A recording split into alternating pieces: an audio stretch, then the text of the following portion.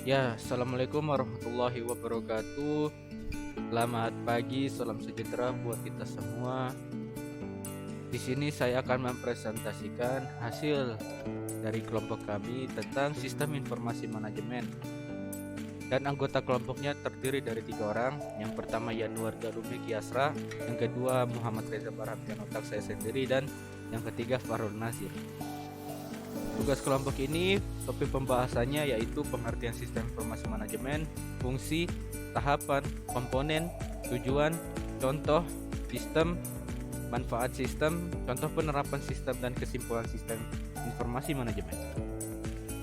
Inilah hierarki kontennya, bisa dilihat sendiri. Di sini ada pengertian, ada fungsi, ada tahapan SIM, dan sebagainya.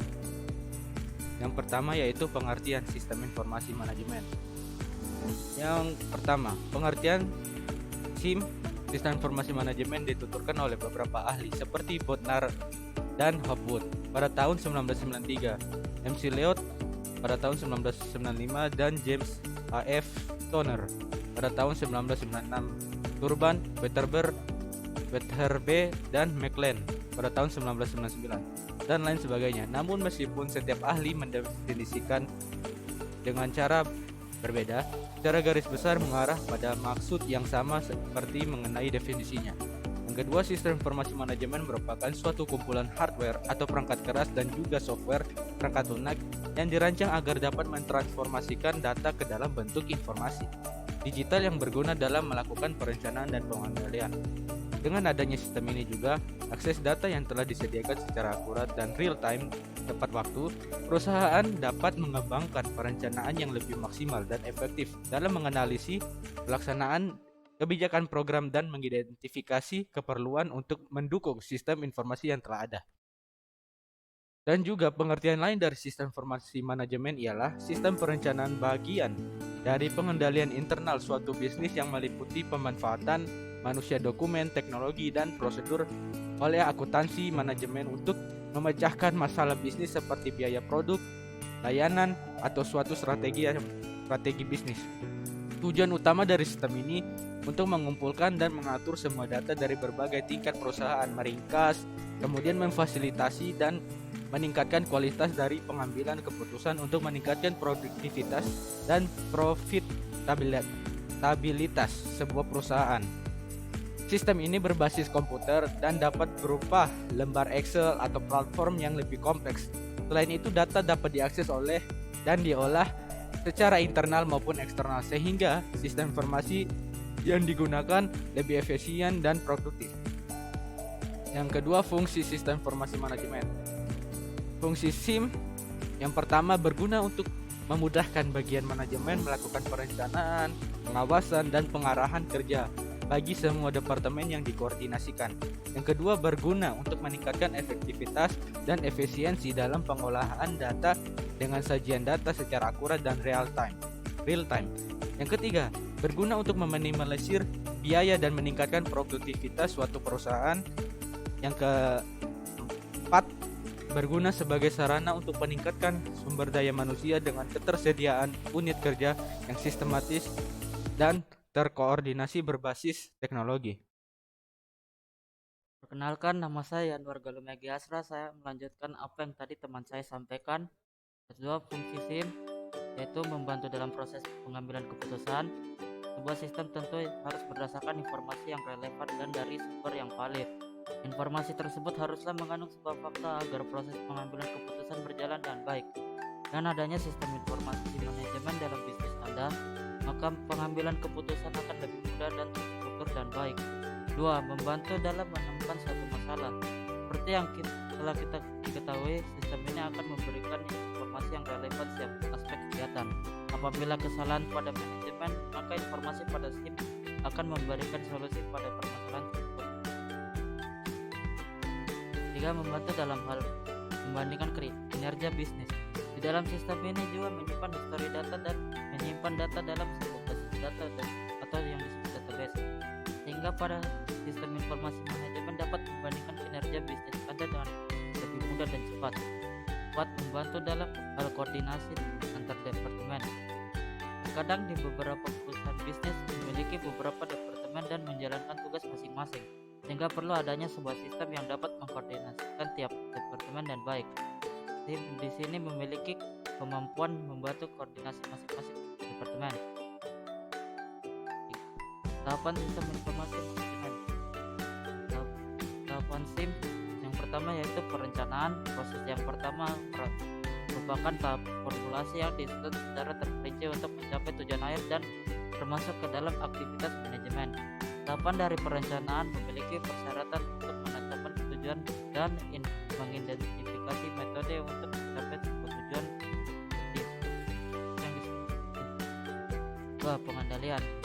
Tahap yang kedua masuk ke dalam proses pengendalian, mana setelah rencana berhasil dibuat, selanjutnya masuk pada proses implementasi rencana tersebut. Peran dari manajer dan karyawan adalah monitoring pelaksanaan supaya berjalan dan lancar dan sebagainya. 3. Pengambilan keputusan. Tahapan yang terakhir akan dilakukan proses pemilihan di antara berbagai alternatif pilihan. Fungsi dari manajerial berperan sebagai penghubung antara proses perencanaan dan pengendalian. Seorang manajer harus bisa antara tujuan serta mode untuk melaksanakan tujuan tersebut. 4. Komponen sistem informasi manajemen.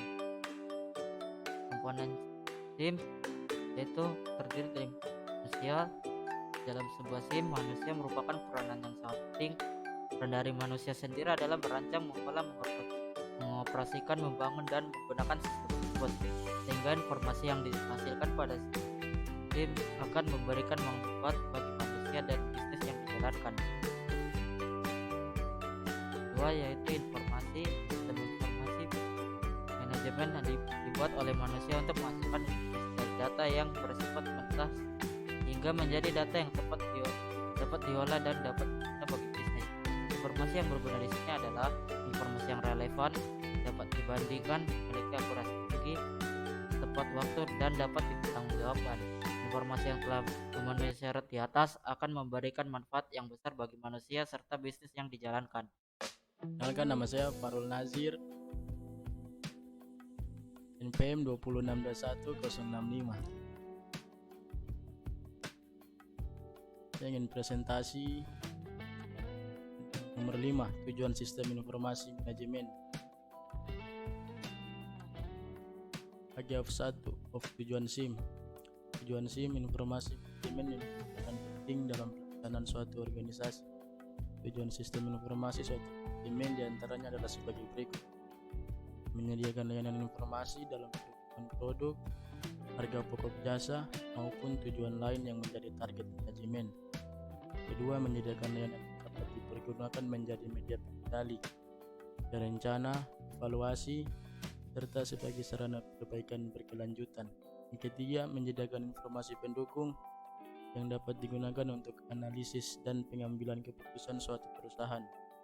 Yang keempat, secara garis besar, sistem informasi suatu manajemen bertujuan untuk memudahkan pekerjaan dan pengelolaan manajemen dalam suatu perusahaan. 6. Contoh sistem informasi manajemen.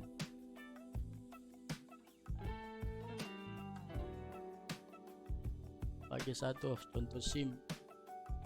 1. Enterprise Resource Planning ERP. Untuk sistem ini sangat sering digunakan oleh perusahaan besar.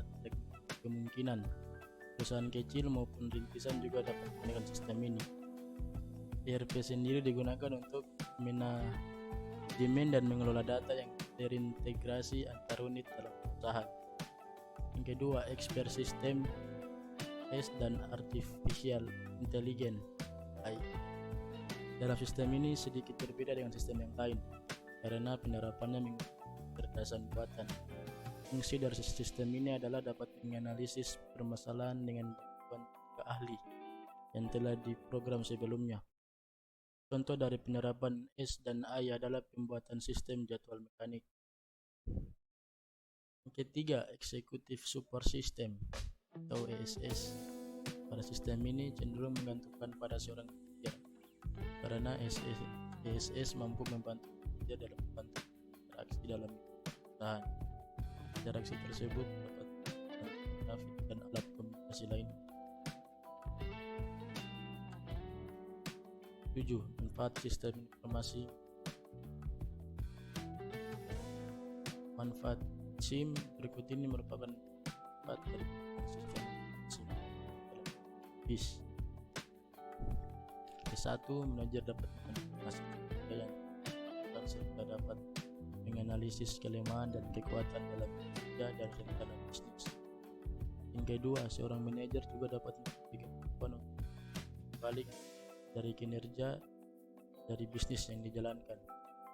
Ketiga, manajemen mendapat gambaran umum dari setiap operasi yang dilaksanakan.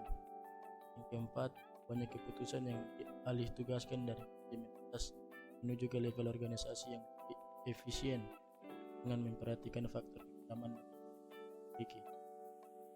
5. Organisasi dapat memaksimalkan manfaat dari investasi dengan cara melihat dan mengidentifikasi apakah sistem masih berfungsi dengan semestinya atau tidak. Yang ke-8, contoh penerapan sistem informasi manajemen. Contoh penerapan SIM yang pertama SCM atau bisa dibilang supply chain management. Dengan supply chain management, data yang tersedia akan lebih terintegrasi. Data SCM umumnya lebih terfokus pada ketersediaan atau suplai bahan baku mulai dari pemasok ke produsen, pengecer hingga konsumen akhir. Anda juga dapat menemukan dengan mudah detail catatan tentang ketersediaan bahan baku dalam perusahaan. Data yang tersedia tersebut selanjutnya dapat dimanfaatkan untuk keperluan manajemen perusahaan. Yang kedua, OAS, Office Automation System. Melalui OAS, Anda dapat mengintegrasikan seluruh server yang ada di dalam sebuah perusahaan dengan memanfaatkan aplikasi-aplikasi tertentu. Dengan demikian komunikasi antar departemen akan lebih lancar. Komunikasi tersebut dapat berupa layanan chatting maupun email yang terintegrasi secara internal hanya dalam perusahaan yang bersangkutan. Yang ketiga, ERP, Enterprise Resource Planning. Sistem ERP dapat memudahkan pihak manajemen untuk melakukan pengawasan dan pengelolaan terhadap semua unit atau departemen yang ada di dalam sebuah perusahaan tersebut, mulai dari bidang keuangan, akunting, pemasaran, sampai sumber daya manusia, operasional, dan pengelolaan suplai. Dengan demikian, pengawasan dapat dilakukan dengan lebih efektif dan efisiensi waktu. Kesimpulannya yaitu, yang pertama, sistem informasi manajemen adalah sekumpulan proses di mana data dapat diolah, dianalisis, dapat ditampilkan supaya data tersebut menjadi berguna untuk kebutuhan pengambilan suatu keputusan. Yang kedua, jenis laporan yang dihasilkan oleh SIM terbagi menjadi 3, yaitu real time, ad hoc, dan dijadwalkan. Contoh dari SIM sendiri terbagi menjadi 10 yang memiliki tugas dan peran yang berbeda. Manfaat dari SIM yang paling utama adalah meningkatkan kinerja dari bisnis yang Anda tekuni dan jalankan. Sekian dari kami, kurang lebihnya mohon dimaafkan. Wassalamualaikum warahmatullahi wabarakatuh. Selamat siang.